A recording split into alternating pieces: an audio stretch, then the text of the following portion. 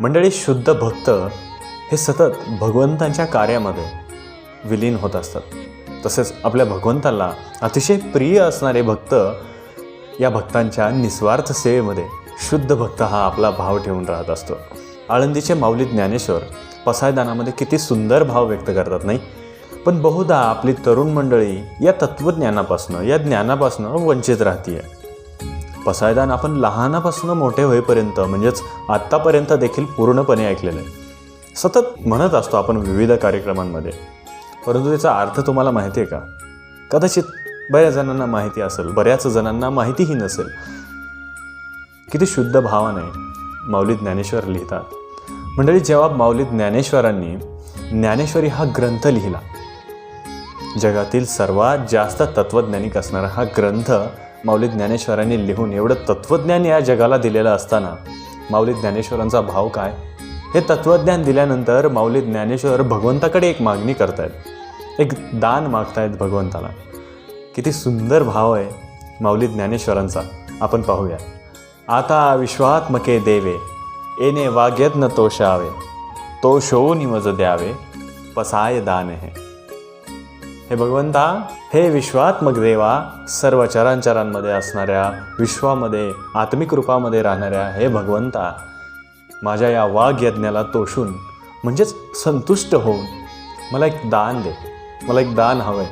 आणि माऊली दान म्हणून नेमकं भगवंताकडे मागत तरी काय आहे? मंडळी, समाजामध्ये वावरत असताना दोन प्रकारच्या व्यक्ती आपल्याला भेटतात किंवा माणसं भेटतात. एक स्त्री आणि दुसरा पुरुष, हो ना? नाही, चांगली आणि वाईट अशी दोन प्रकारची माणसं आपल्याला भेटतात.